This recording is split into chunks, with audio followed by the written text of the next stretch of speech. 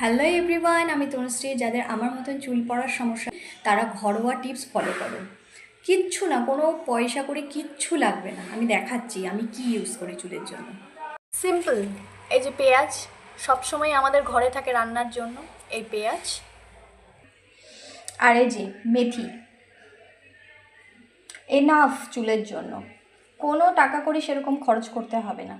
আমার মনে হয় বাজার থেকে দামি দামি জিনিস কিনে এনে চুলের মধ্যে না লাগিয়ে এগুলো ন্যাচারাল জিনিস, এই ন্যাচারাল জিনিসগুলোই চুলে লাগানো ভালো।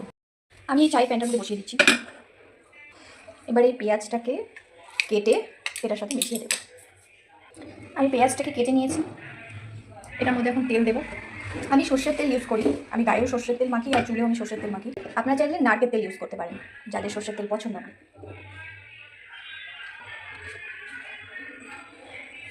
চুলের পরিমাণ অনুযায়ী তেল দিচ্ছি, কারণ আমি এই তেলটা স্টোর করতে চাই না।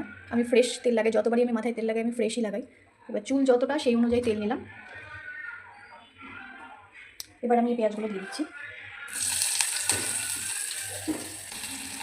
আমি মেথিটা পরে দেবো, এই পেঁয়াজটাকে তুলে রেখে মেথিটা পরে দেবো, তাহলে এই পেঁয়াজটা অন্য কোনো রান্নার কাজে লেগে যাবে।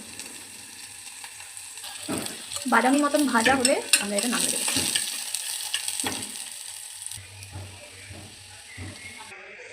আমি পেঁয়াজটা এখানে নামিয়ে রেখেছি, আর এই তেলে আমি দিয়ে দেবো এই মেথিটা।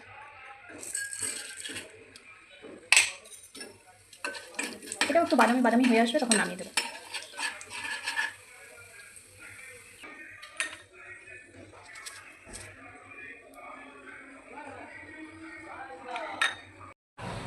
এবার এই তেলটা আমি মাথায় লাগাবো।